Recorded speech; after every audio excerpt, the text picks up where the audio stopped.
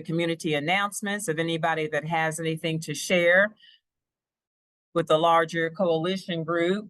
And then we'll talk about the next meeting as well. So for today, we've got presentations from Amy VanDeVelde. Did I say that correctly? Amy? Yes, VanDeVelde or VanDeVelde, just depends on who's saying it. So either way, it's good. Okay. So she's with the, as you see, the National Telecommunications and Information Administration, and she's going to discuss NTIA's competitive digital equity grant process. So welcome, Amy, to the coalition meeting, and you're on deck. Okay, great. Thanks, everybody. It's nice to see some familiar faces and also to see some new names. I'm with the National Telecommunications and Information Administration, and I am Missouri's Federal Program Officer.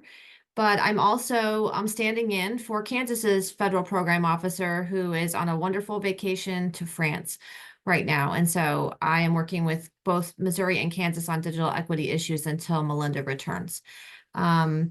So the roles that Melinda and I play are to help advise the state offices on both BEAD and digital equity. But since we're talking about digital equity primarily today, I want to just give you some background information and remind you about the Digital Equity Act.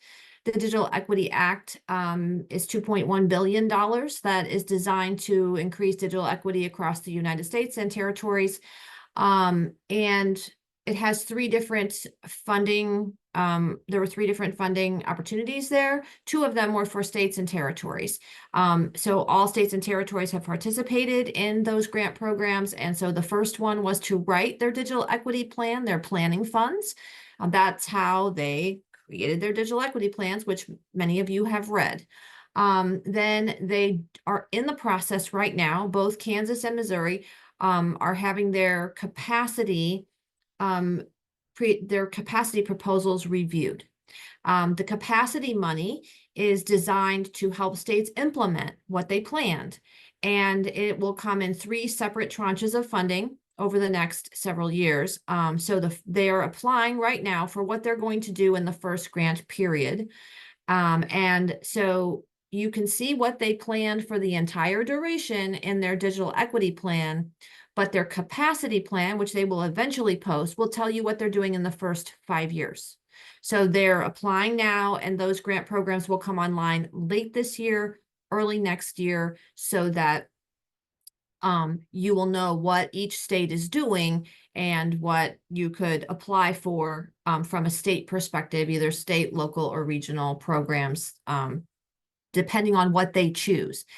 I am not a reviewer of Kansas's plan, and Melinda cannot read Kansas's plan. I cannot read Missouri's plan until they're approved by other FPOs that are reviewing them, to keep the transparency there. And then once they're implementing that, I can advise them. And since, Melinda and I both have deep experience in digital equity, we're available to help the broadband offices and other stakeholders, think about what they're going to do. Then the third funding source is for a national competitive grant. And I'm going to share the publicly available resources with you today. The NOFO is not published yet, so I can't answer specific questions about what is fundable and what is not fundable, because like all of you, I haven't read the NOFO. It's coming, and it will be published by, I believe, July 26th. It has to be, according to the NOFO, or the statute rather, published by 30 days from when the first state digital equity capacity grant, which was for the state of Nevada, was accepted. So it's coming soon. It could come today. It could come it'll come by the 26th. And so I would encourage you to watch these websites, and I will go ahead and share to show you what the different resources are that are available.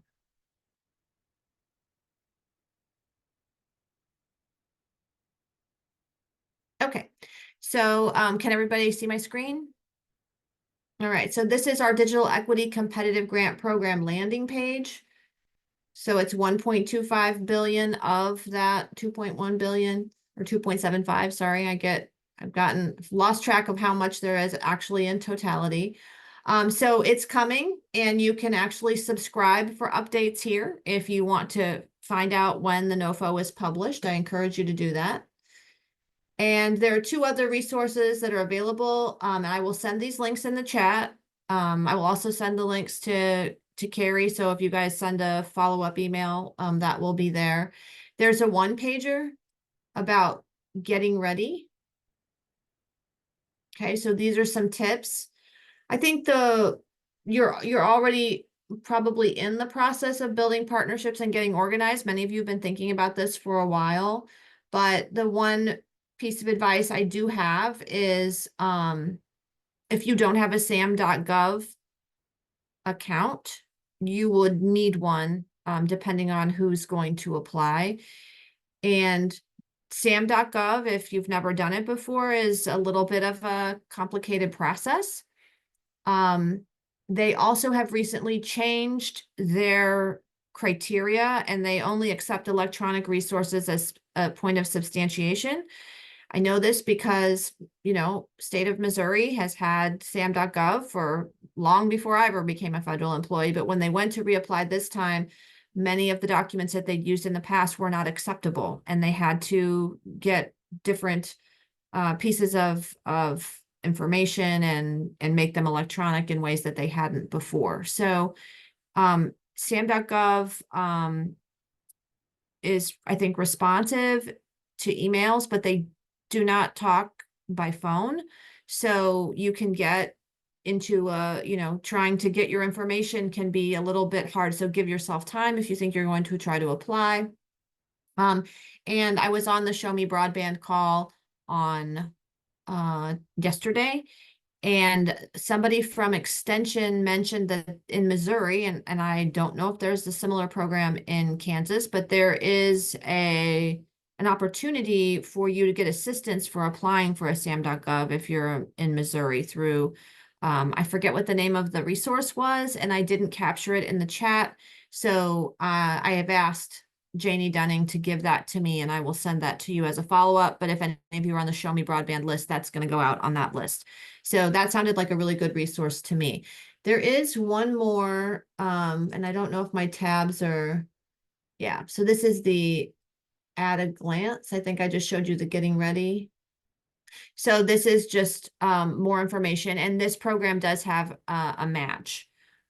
So that's something that I'm not sure everybody was aware of, and I don't know all the details about that because, again, the NOFO is not published. So just be prepared for a match. The other advice I would give you is that the Digital Equity Act focuses on the 8 covered populations. And so, from my grant writing days, I think it's important that you really focus in on the key covered populations, obviously that you serve, but if you have to think strategically about what's going to get accepted, you want to think about, in my mind, and having not read the NOFO, but you want to focus on the covered populations that you might have the most of, to have the most reach, perhaps. Again, without reading the NOFO, I don't know. But NTIA and the Census Bureau created this Digital Equity Act population viewer. And this is a tool that you can use to go zoom in on how many covered populations there are, how many people in each covered population, and where they are geographically. And so I really do highly recommend that you use this tool because it was created for the Digital Equity Act, and that you quote those numbers in your proposal, showing that you're trying to, I think that sometimes I remember when I was writing grants, it was tempting to think, well, what do we want to do? What do we want to fund for our own organization? But the development manager that I worked with was always singular in saying, what does the funder want? Like, in order to get accepted, read what the funder wants and respond to what the funder is asking for. So I do think I know there's tension there between getting everything that you do covered, but do read the NOFO, do read any of the hints. We will have public webinars that you can attend, do all of those things so that you understand as much as you can about this opportunity. So I see there were some questions in the chat. I will stop sharing. I will answer any questions that I'm able to, and I will then put these links in the chat for you. Oh, yeah. Love that Leslie's putting in. That is correct. You do not have to pay to receive a UEI. And that is a place that fraudsters have found to be quite profitable. I also put that resource that came up in the Show Me Oh, Broadband. perfect. Thank you. Yeah. So, for our attendees from Kansas, I don't know if Kansas has a similar opportunity, but that was the free help that Lisa from Extension put in the chat. Thank you, Leslie, for grabbing that because I did not grab it. And thank you, Amy, for the information about where to get the stats Yeah, that we need and to Ina's use for our pointing out applications. also, sorry, Ina's pointing out also that there are people that will say you can pay them to do a sam.gov, and this is a government resource. You do not have to pay to get a sam.gov. So yes, and Leslie's talking about her own process and how long it took. So, it's just one of those government processes that are a little bit, can be challenging to go through. I hope that helps. I wish I had more to share, but I don't have more to share yet. There will be more to share soon. And I would encourage you always can reach out to me. But I think that I would ask that before you reach out to me, watch our public webinar, because those are not that I'm not an expert, but those are the experts who wrote the NOFO and can answer your questions. And there's a lot of information in those NOFOs, and watching what's said in the chat if you can watch it live. And so those will happen, and I don't know if there'll be more than one, but that is all coming.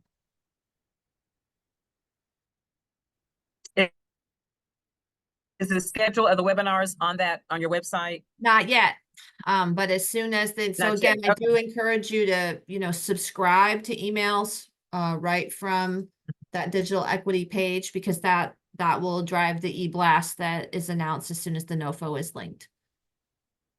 I'll also send it to Show Me Broadband and to the coalition, when it's announced. So you should be probably receiving it from multiple. It'll be on all of our social media if you follow NTIA and social media. So lots of places to find out about it.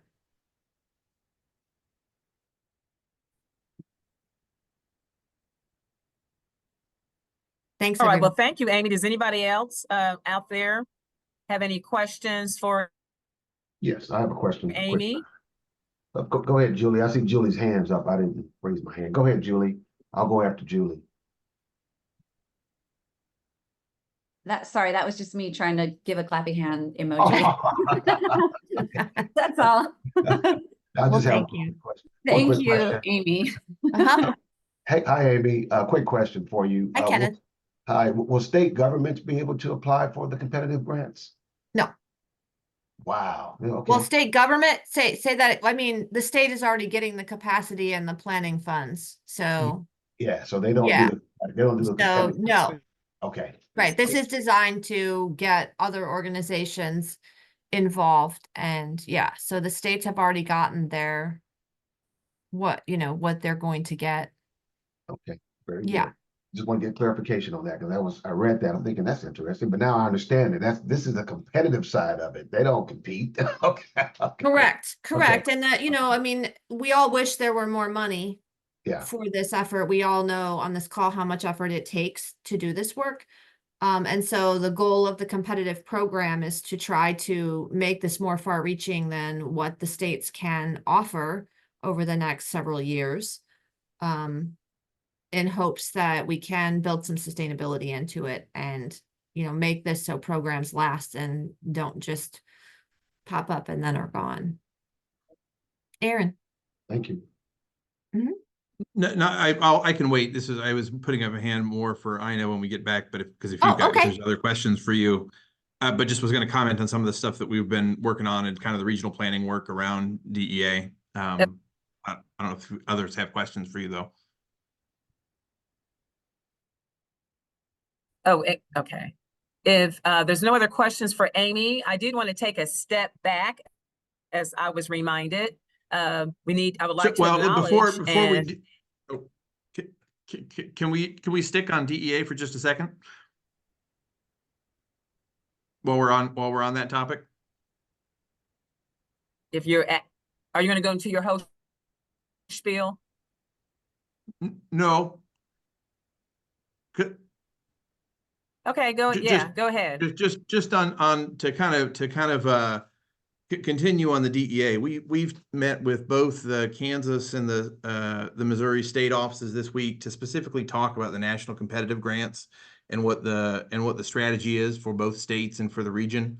And I think most of you on the call know. I know Leslie had office hours again this morning, but we've been doing weekly office hours for regional organizations as part of that, and are kind of looking at what the needs for the state are. So just want to kind of flag, feel free to reach out. We are working on a regional application now that we know some of these parameters of what the nationally competitive grant looks like. There probably will, I mean, it looks like it's sort of sized for a Kansas City regional application. And so we're kind of working on what that it might look like and who might be involved in that. So, to the degree that you're interested in that, again, we work with almost all of you on this call and have been involved in that. But if you want to participate in office hours, we'll be doing some additional data collection work. We've got about 250 or so organizations right now on that we're kind of evaluating and working through and trying to gauge what people's interests are.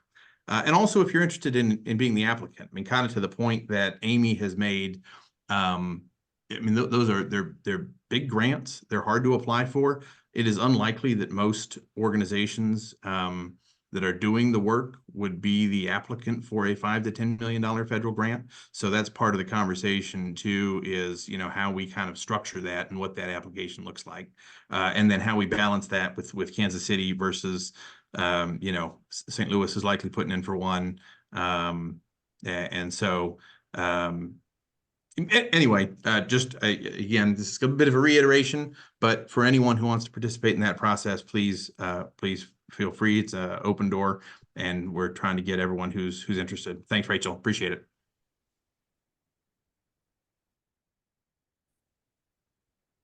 Do you have scheduled meetings for those, Aaron? Are you just saying if they have an interest, I want to know more, they can just reach out to KC Digital Drive? You can certainly reach out. I think, Leslie, have they been every Friday morning? We do them bi-weekly. I'll put the link in the chat for the Eventbrite. Okay.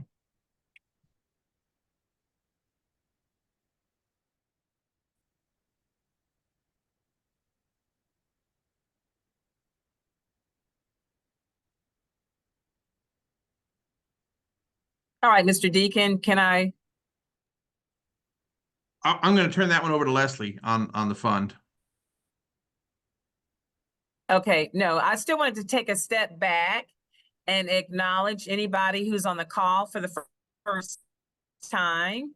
Any person or organization, feel free to introduce yourself.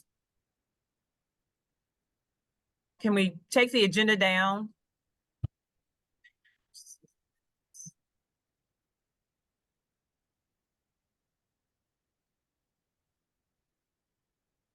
Well, I saw one or two new people joining us for the first time.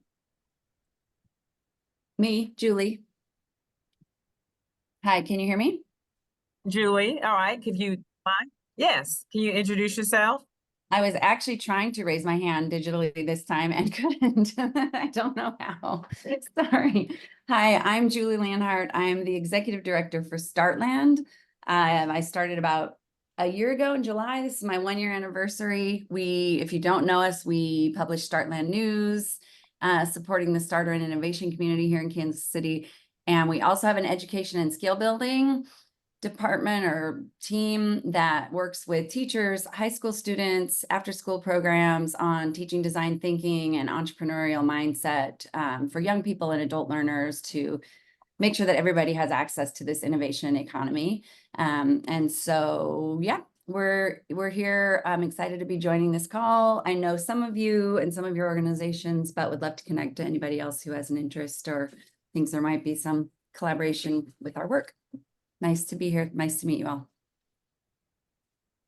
Thank you. Thank you for joining us. Do you have any questions or need any more information about the coalition? If so, you can reach out to yeah, no, I was gonna say I don't think so, but if so, who should I reach out to?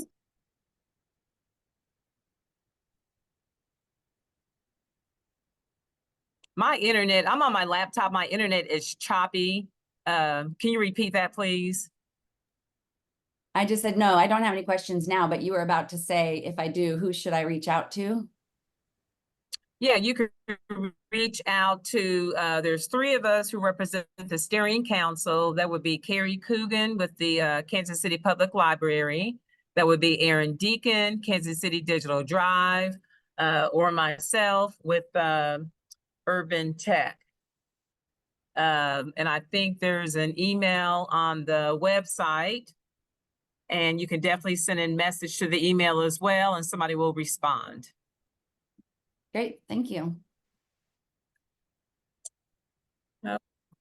No problem.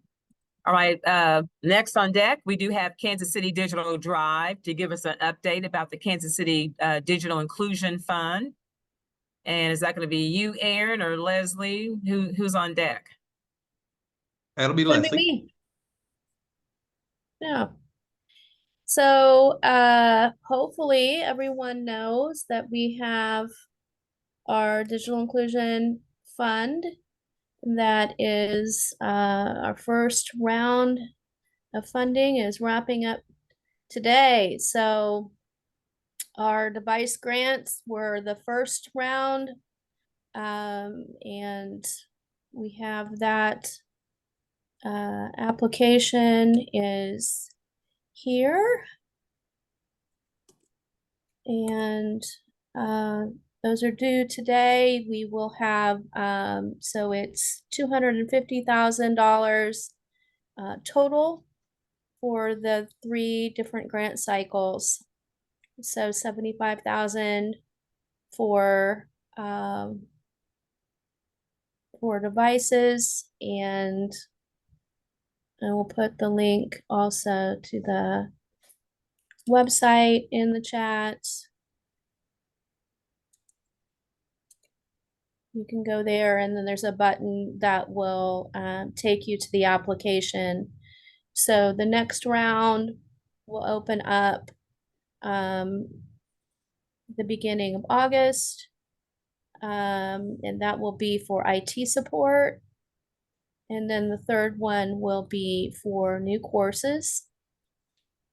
And we'll be seeking feedback on the guidelines for both those subsequent rounds. So reach out if you'd like to participate in that. We're happy to include you. And sorry, I totally thought I turned on my camera. My bad. And just thought I'd also mention who our reviewers are, so that, you know, we just increase that transparency. So we are not reviewing applications. We're just making sure that anyone who applies meets the applicant criteria. And then the reviewers are Andrea Ellis, who many know from her time at the library, but who has Walkabout Women Enterprises now, Amanda Grayar with Mark, Kaylee Peel with Linda Hall Library, Christy Bowman from United Community Services of Johnson County, Nick Segura with Segura Marketing, Mark Urban, he had a nonprofit called Site for a while, but His company is KC Mass Services. Dina Newman with the Center for Neighborhoods at UMKC. Teresa Garza, who some might know as a recovering politician. She's at Spire now. Prentice Earl, who used to be at the Kauffman Foundation. He's at Community America Credit Union. Irene Caudillo, who is formerly the ED of El Centro, but is now the Chief of Staff for Mayor Garner at the Unified Government.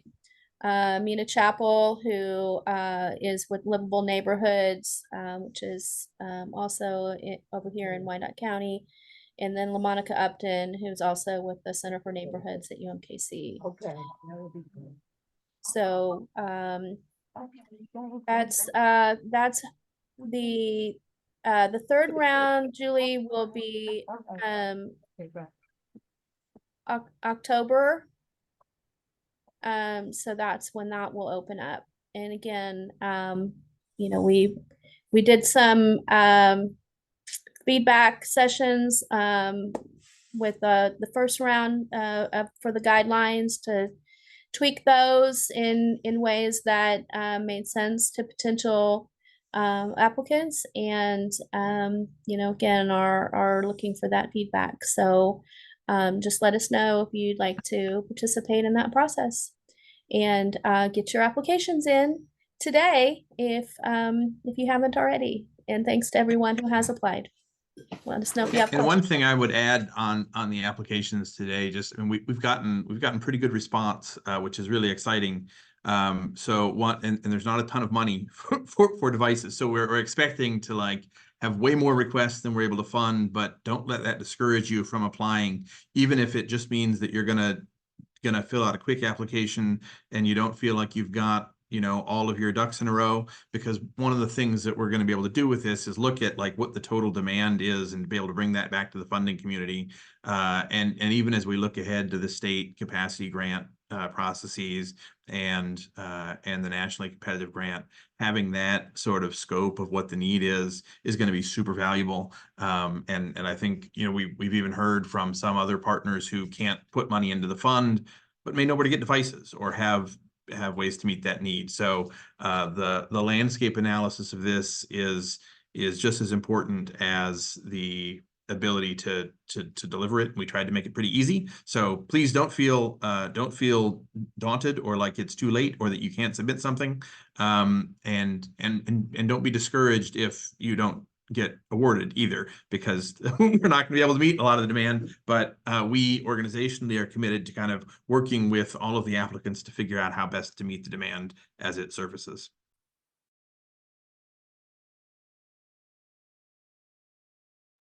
No, you can apply for each of the rounds, Megan.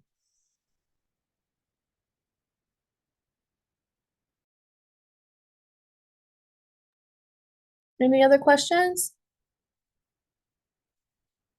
Anything? Yeah, I'm sorry. I didn't realize I was muted. My question was, is it possible to receive, since you have so many applicants and you don't have enough money to go around, are you guys doing partial awards by chance? Is that an option? There's nothing in how it's been set up that prevents that. We'll sort of look to the recommendations of the review committee. And I think that's part of, it's certainly possible. Okay. Okay. All right. Any more questions for Aaron or Leslie in regards to the Kansas City Digital Inclusion Fund? Kenneth has one All in right. the chat. Looking at the, Yeah, I just put one in the chat area. Oh. Yeah, Aaron. Are refurbished laptops acceptable? Yes. it looks like the answer is yes. But actually, in one, it's another good question. I would say part of the application is set up in a way where, you know, we want to get an understanding of what is needed for the program that you're delivering. So the whole context of this devices is to go a little bit beyond just like, hey, you know, we need 20 devices. but more like, we're doing workforce development, we're doing healthcare, we're doing literacy training, and we have, some set of our population who needs this device. And so there are some applications where a refurbished device is sufficient and is going to be the best way to meet your organization's needs to serve the people that you serve. And there are other places where, you may be delivering a different kind of program and that doesn't do it. And so we want to kind of understand what, again, that landscape looks like so that we've got a fuller picture of what that device need actually is when it comes to using these devices to deliver the essential services that the organizations on this call are able to deliver.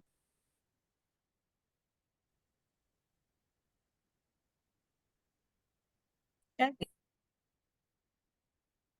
Anybody else? Questions? All right, Tom Esselman, are you with us? Yes. Can you hear me? Yes. We can hear and see you. How about that? I switched to my phone. There's something wrong with the settings on my laptop, and so I'll get that addressed. But it works just fine on my phone. Mm. So, are you good for me to just take a couple minutes? Yeah, just to introduce you, Tom Esselman is heading the Digital Equity Program Office of Greater Kansas City. And he's going to talk to us this morning, if you've not already heard, about how DEPO-KC, which is the formal name, can help your organization navigate available digital inclusion resources. There you go, Tom, you're on deck. Thanks so much, Ina. And hi, everybody. It's really cool continuing to participate in these monthly meetings. As many of you know, and some of you maybe who don't know me, Julie, I love that you're on this call, and would love to get to know you better and catch up on all things happening at Startland. So welcome to the group. But I was a practitioner. I ran my own nonprofit for 8 years, and now I spent the last 6 months just finally pulling back and no longer running my own nonprofit. I was in a good position to be able to say, how can I add value to the community of practitioners that are doing this work? And so the 3 things I want to cover with you that DEPO-KC is doing are these 3. One is referrals and assistance. The second is collaboration. And the third is anchor institution resource support. So here's what I mean by that. Because I spent 8 years building Wi-Fi networks, refurbishing and distributing computers and devices, and doing training programs, I still have a ton of people that call me and email me and ask me, where they can turn, how they can get help with various needs that they have. Many people don't know that I'm no longer with PCs for People, and that's fine too. But as Aaron and Leslie were just talking about the Digital Inclusion Fund, for instance, my goodness, I probably referred a couple dozen, if not more, organizations to apply to that fund because the people that were chatting with me for whatever reason aren't on these calls and weren't aware that resources like the Digital Inclusion Fund were available. So that's the first thing. I can see DEPO-KC being set up to do more and more. Just be a source that you can turn to. And as I continue to get more support for the work that DEPO-KC is doing, if we wind up staffing DEPO-KC to any extent, the overall budget is for no more than 1 or 2 other people to work with DEPO-KC. It would necessarily be people who have experience as practitioners that are well connected. And if none of us know, we will likely know somebody who does know. So referrals and assistance is the first big thing that DEPO-KC is set up to offer. The second thing I mentioned is collaboration. So many of the NOFOs that we're reading and hearing about, you heard about it in Amy VanDeVelde's comments, but some of it was direct, some of it was indirect. You've seen it in some of the state language, but there is a premium on collaborating. And when you think about it as practitioners in the nonprofit space, we really don't, one of the things I've been hearing about a lot is we really don't have a lot of training or a lot of wherewithal to think about what our agency is doing in the context of what other agencies are doing in the same space in the community. And so, for instance, when you talk about the 8 covered populations, we're going to be, as agencies, you're going to be writing your grants or seeking support for the work you're doing against XYZ covered population. But there is a need for more kind of training and kind of professional development, more data to be brought to bear on how can I best present my need for resources, serving certain covered populations in the context of what other people are doing for those same covered populations. And so you'll be seeing and hearing in the next 30, 60 days, we're going to convene a group, and we've got some experts that I've been talking to on a national level that are going to come in, and some of them are connected with some of the funding organizations like NTIA, others are being referred by the NDIA. But it's an interesting topic that both funders and nonprofit agencies are thinking more and more about. How can we better condition ourselves so that when we're applying for funding, that we can do so in a better context of collaboration? I don't have the answers, but I'm in a better position to help foster ways that we can do that better. And then interestingly, the third thing, and I love any of your comments, but the discussions that I'm having about how can we be better collaborators oftentimes comes down to partnering with libraries or with schools or with healthcare organizations or with other so-called anchor institutions, housing authorities, community centers. And some of you know this national group, Shelby, the Schools, Healthcare, Libraries Coalition for Broadband. I'm co-chair of a policy committee called Anchors for Digital Equity. And to the extent more and more agencies are looking to demonstrate that they have partnerships with libraries and schools and healthcare organizations as part of their, efforts to get funded, those same anchor institutions are strapped for resources themselves. And they oftentimes will take on partnerships without, knowing how to navigate ways that they themselves can get more resources. And so again, thinking back to Amy's comments, some of the work that you heard Aaron and Leslie talking about, as we prepare for more regional type grant applications and applications to larger organizations. I know the extension system is being brought into play, not just in Missouri, but a lot of states around the country are tapping into their university extension systems. And a lot of those organizations are going to be conscious that it's not enough to just say you're partnering with a library or a school or a healthcare organization or a housing authority. Those organizations need to find ways to be seeking out their own resources, because they will be better partners and they will help impact your work against the covered populations if they are cut into more and more of the resources so that they can have more dedicated staff and support to do more partnering. So I'm finding those three things: referrals and assistance, better understanding of how we can be more collaborative, and then how can we do a better job of making sure that anchor institutions actually get more resource support for themselves. Those are the three main things that so far the DEPO-KC has really been kind of wrapping its hands around. And I'm happy to say that you're going to start seeing more kind of LinkedIn posts, and I just got an Instagram set up. We're going to start posting some photos and kind of some story journaling of who's doing what out in the digital inclusion space. But along with that, you'll see we're actually formally a nonprofit now. We have a board of directors that I'll be announcing, 7 members. We've got resource support from a number of funding organizations in the area. And I'm just so thrilled that things have been evolving in a slow, gradual, collaborative way. And I just want to, again, give a shout out to the work that KC Digital Drive has been doing with that Digital Inclusion Fund, because it has been a source for me to help refer a lot of people that otherwise didn't even know it was there.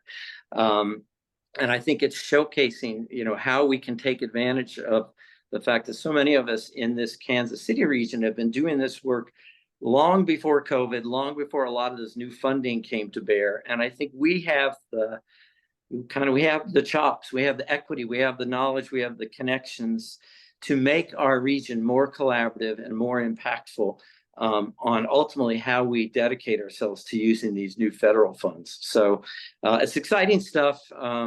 You can find the website DEPO-KC.org. You can reach out to me anytime you want. And I'm thrilled to be able to do the work. And Ina, thank you for giving me some time on the agenda to share what's going on.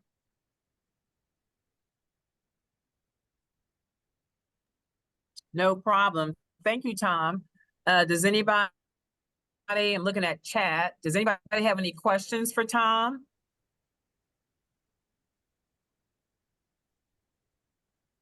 Okay. So as I'm sure his organization evolves and grows, and we'll have a clear understanding of how we can work with Tom and what resources. I know Tom is my go-to guy, even though I know Tom knows a lot. So even the other day, I'm like, Tom, I need furniture. Where can I go? And so he gave me 2 great resources that I'll be able to check into. But and then I think I contacted him. Was it you a couple of weeks ago? Somebody was looking for something, and I'm like, oh, let me contact Tom. So if nothing else, he is my go-to guy for information. He has a good hand on the resources, especially unknown resources in Kansas City. So just keep that in mind. Ina, it looks like there's a question in the chat. Would Tom be willing to give an example of the type of collaboration he's suggesting? All right. Well, Hi, Pam. Yeah, that's a great question. By bringing up the topic is for instance, if you take work being done, let's say for individuals that don't speak English as their first language, right? And I see Gabriel is on the call, from ATDC. We've got, Edgar Palacios from Latinx that does great work, and, Toolbox in KCK, Gabe Munoz. There's a lot of organizations doing work against Spanish-speaking populations. And when they put together grant submissions, it's about who they are, what they do, how they're covering their populations. But we don't have, and I'm just using that as an example, we don't have a set of data tools or information that we can cite in our grant applications that can showcase how, what I'm applying for and the impact I'm going to have on my subset of this covered population. How does that compare to or relate to what the other agencies who are also serving that same covered population do? And I'm not saying it's a requirement. I'm saying that both the funders locally as well as nationally, particularly from the NTIA, and you've seen in the state, some of those state information, they always talk about a premium is being placed on the degree to which you're showing collaboration across the same covered populations. And so I don't have the answer. What I'm saying is it is showing itself as a need for us to figure out how can we bring new resources to bear so that we can better demonstrate when we're doing our own applications for our own populations, how does that fit in the context of everyone else in our region who are working with the same covered population? So I hope that makes sense. It is a fuzzy area, and that's precisely why I think there's a need for us to bring new resources to bear on it. So I hope that helps, Pam.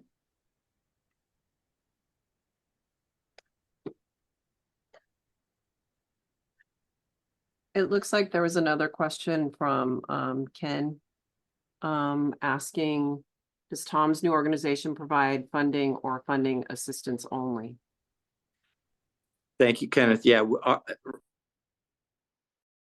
get myself back. No, we are not set up to be a funding organization at this point. I can't rule that out as some long-term possibility. It's just in terms of how we're structured, but it is not our desire or our intent or it is not in any of our plans to be an organization that seeks out any of these state or federal funds for itself, or that distributes funds to anyone else. It's set up to be a nonprofit that's solely dedicated to, and you'll see it on our website, the 5 A's: awareness, assistance, alignment of goals, advocating for nonprofits that aren't typically at the table, and then accountability. How can we do reporting back to funders, and more importantly, back to the community?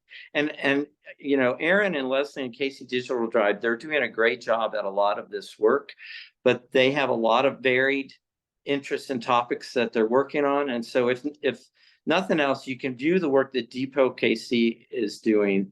At least initially, the focus is on how we can channel ourselves around the new federal funds, and how can we demonstrate to the community that we're being good stewards of the new federal funds.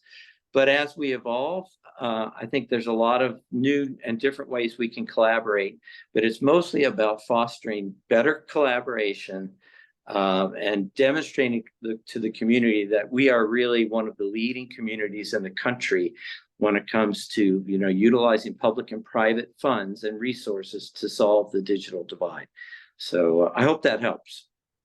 It's more of an advocacy, public interest type of nonprofit rather than a funder or anything else like that.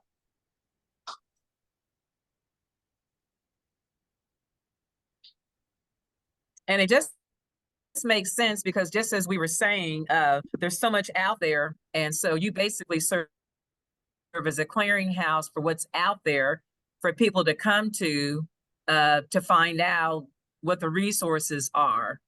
I know one thing, somebody mentioned to me a couple of years ago, when you have suburban schools getting new equipment for their schools, they're updating their technology, it would be a good idea if there was one place where that would go to, and where people like me who serve the urban core could go and have access to what they consider old equipment, but now it's something, maybe it could be a copier, it's still working, but to that school district, for them, it's old. So there's a lot of needs out there. I think that could be addressed by your organization. You could start maybe looking to something like that, because I know that's definitely a need for organizations like me, nonprofits, to have access to technology that I can't afford. All right, any more questions? Looks like Tony Lapino also says that he's got a post in the chat about another resource. Yeah, I could speak to that. The broadband, or okay, go ahead. Yeah, just a reminder, the university system launched the Mo Broadband website just a little over 4 years ago to promote and facilitate the kind of collaboration we're talking about here. We've been preaching that right along.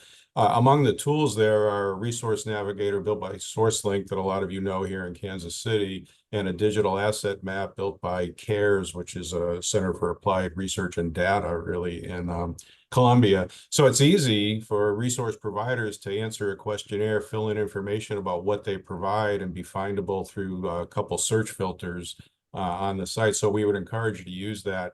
In general, several of us here in Kansas City, I think about a dozen of us, signed a feedback on the Missouri Office of Broadband Development Digital Opportunity Plan last fall that had a strong theme of, please think about funding collaborations, funding teams. So it's great to see all this discussion going on. We felt right along that's what has to happen. From the university's point of view, some of you have heard me say in other settings, rather than make you surf a lot through the website to find all of the university's resources, we've worked up a menu of different things we do through extension and faculty and folks here at UMKC and across the state that we're going to post a link to pretty quickly, I think next week, and I can send it to the coalition so that you can look for what you want and have a direct name of a contact person who's working on telehealth, who's working, whatever, is a whole range of resources. So the whole theme is it ought not to be difficult to find these things because we can use the internet. Yep. Thank you, Tony, for that. Again, there's so many resources out there. So hopefully we can one day work towards a central point of access for all these different opportunities to have resources. The broadband, definitely the one that you provided, the Navigator, is definitely a good place to start. But for people like me who needs like something tangible that I can get my hands on, that'd be good too. All right, let me see. Any other questions or anything before and I work with K-5 students on a daily basis. And so this is a topic, I guess you could say near and dear to me. You know, what kind of time or what kind of effect is being on these screens that our kids are on 24/7, what kind of impact does that have? So I put together, I did actually reach out to some authorities in this area, and I guess people are busy. I haven't had any return phone calls. So I just took their research and put it together in a presentation to share with you this morning. And so we're going to talk about how screen time affects kids. Let's see, is this thing working? All right, so this is so what I have is actually two different presentations that I merged together. And so it's the same organization who provided the content, and I'll share that resource citation at the end. But I liked the content of both. Some of the things were redundant, some was different, but I definitely wanted to share this because I know that we know they're saying, of course, between 2001 and 2016, usage went up. And then, of course, with the pandemic, screen time for kids, especially. And so kids between the ages of 8 and 12 spend more time. Teenagers are on their devices for up to 9 hours each day. This also shows just another screenshot of that same data, up to 5 hours for 8 to 12, up to 7.5 or 9 hours for teenagers. And so what is that effect of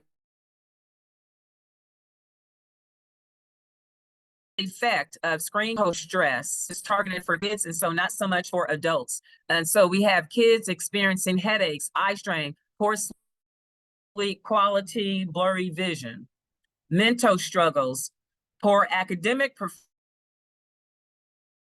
performance, so increased anxiety and depression.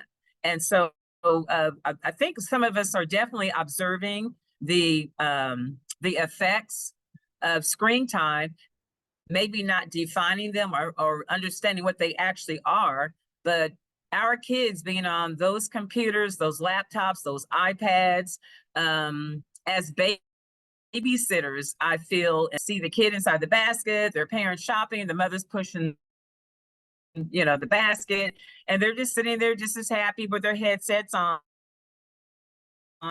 and they're on there just wondering, you know, how much time had that kid already been on? You also have long-term concerns, and so increased of myopia. My first time even seeing that word. And so that's nearsightedness. And so now we're talking about vision impact. We definitely know that increased risk of childhood obesity because they're doing what? They're sitting down, they're grabbing that bag of chips or whatever their favorite starch is, and they're inside, looking at that screen. So what can you do as a parent, a guardian, an aunt, an uncle? So some suggestions, I really like these. It says, no screen time meals or outings. Again, don't use the screen as a babysitter. Put screens away 1 hour before bedtime. And so I know I've heard before about the impact of the light and how it still is in our brain. And so if we shut that down, even for adults, but definitely for kids, take that device away from them and don't use it as a sleep method. I know some say, oh, they just use on their iPad until they fall asleep. Not a good idea. Use some parental controls, and I'm going to show you some of those. And then it says keep screens out of bedrooms. And so I know some people might struggle with that. Again, they use the device to put their child to bed. And in the old school way that I think a lot of us on this call did, we just went outside and played. So you have to wean them off of the screen. How do we do that? Arts and crafts. You can go to Dollar Tree. Dollar Tree has a lot of different things that you can do. A lot of DIY things, you know, buy some paint, buy some of the things that they have.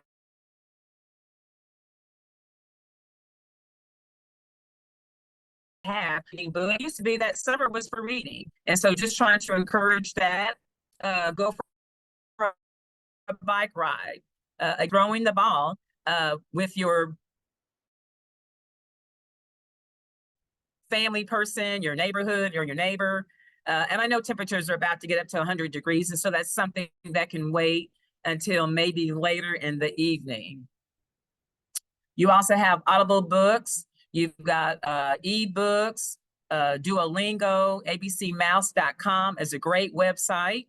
They can go to Khan Academy and catch up, especially now in the summertime, catch up on their whatever subject that they might be weak in. Spending more time outdoors may help reduce your child's risk of myopia. Here are for the Apple iOS devices. Of course, you want to limit the screen time. Use the parental controls that the devices have on them. And then you can also determine what is that downtime going to be. You can leave educational apps like Audible turned on, and you can control all those things within the app. Same thing for Android. They have a family link option, which helps manage the apps and the app purchases. I'm surprised sometimes when I hear parents say, oh, my child was on and downloaded an app, and they're, you know, these small over time do add up. So we want to make sure that we're keeping pace with the digital well-being of what our children are looking at. So again, these are two examples. The parental control software, Custodio and Kaspersky.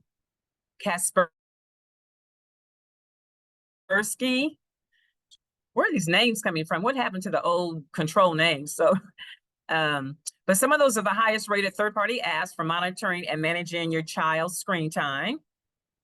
And then of course you can set limits as well. On YouTube, it's got some tools for you to set limits for the child's content. Xbox as well. That's another, I guess for me, a concern. You've got kids who are asleep in the classroom during the day because they've been up all night gaming for like 5 to 7 hours. No homework, no study, no break, just looking at that screen longer than they should. And so you want to browse through the settings of other apps and that your child is using and access the parental controls so that you can manage their screen time. Here are these suggestions of how often or how long rather kids should be on. So you've got 1 hour for 3 to 4 year olds, and 5 to 18 year olds should only be on for 2 hours or less.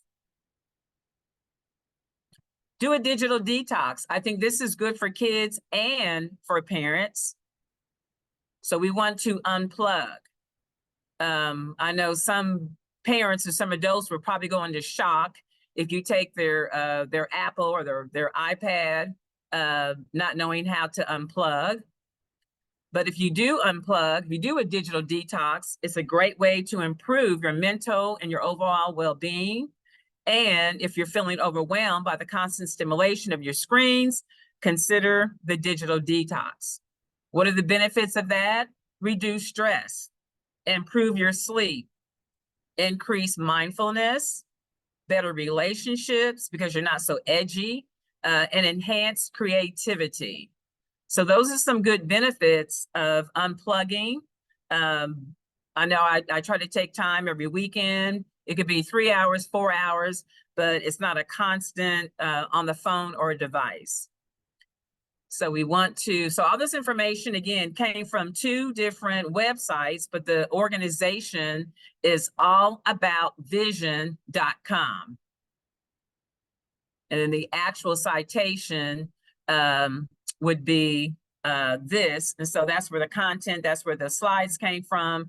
I would be more than happy to provide that or send that out if anybody's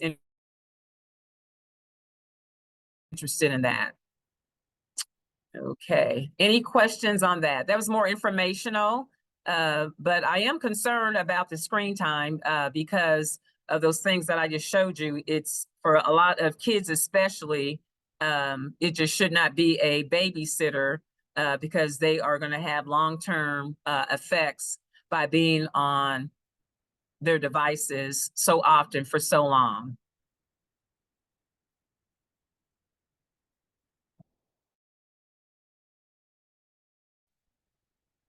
All right. So any questions or comments?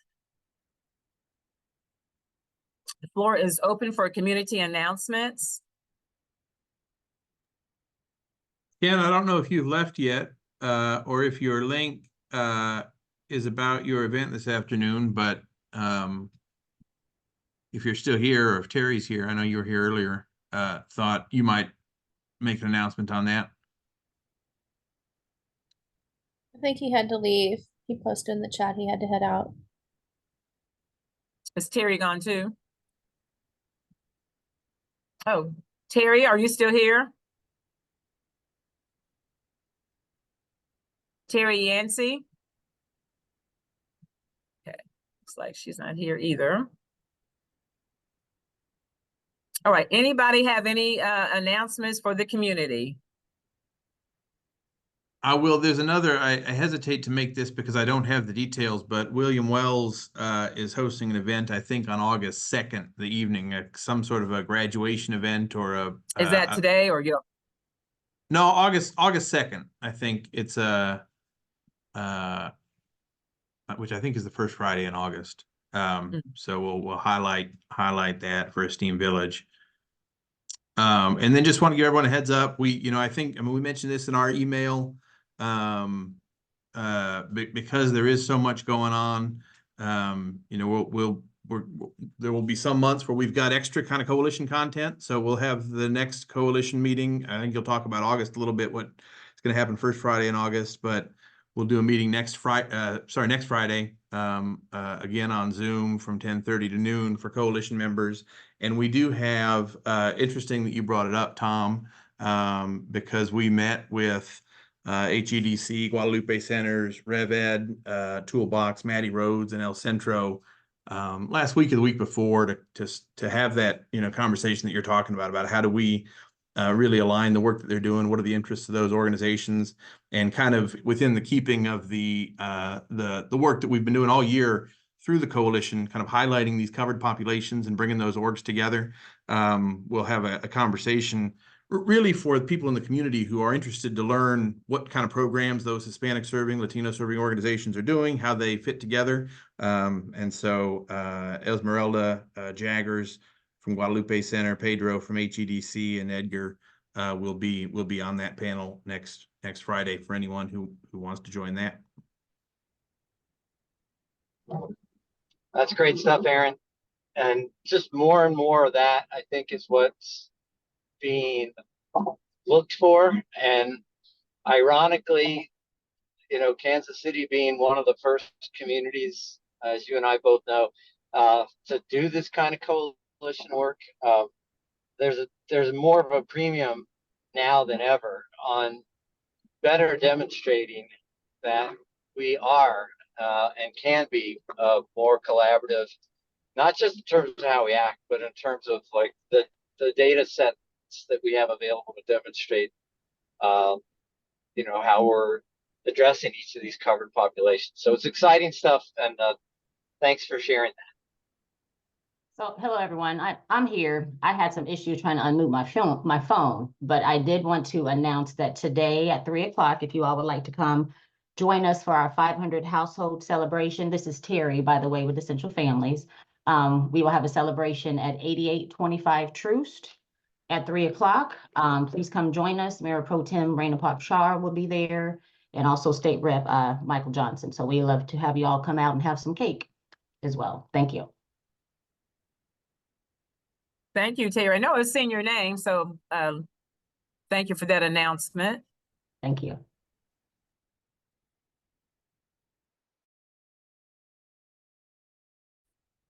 All right. We have, again, an opportunity for anybody to make a community announcement before we close out.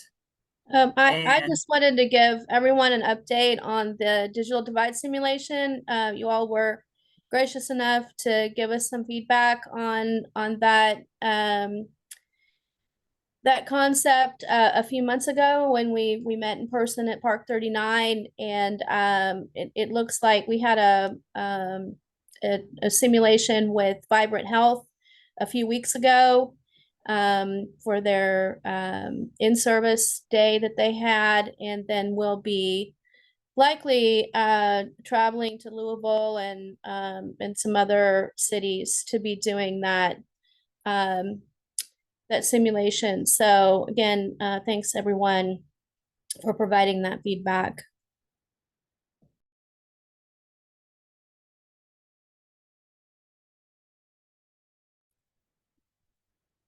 All right, and they can get more information from where, Leslie? Well, I'll drop the video link in the chat, and then they can just, if anybody has any questions or wants more information, they can contact me. Okay. All right, so the next meeting being August 2nd, again on Zoom, 10:30 to 12. And in the meantime, look for some updates from the coalition. We're definitely going to try to get the website more updated and possibly do some more things this fall. We'll probably do a coalition assessment meeting in August just to see where we're at, how we can improve, and what information you guys are would like. Are we on target? Are we on point? Or do you have some recommendations of topics that we should cover, or more things that you would like to see? So look for that coming up in the August 2nd meeting. And if nobody has anything else, I would like to thank our guests as always, Amy, who's already off the call, Aaron and KC Digital Drive Team, thank you for your information. Tom, KC Depot, thank you for your ongoing information. Tony, thanks for chiming in. And anybody else that I may have missed, thank you, and you guys have a great weekend. Thanks, everybody. Have a great weekend.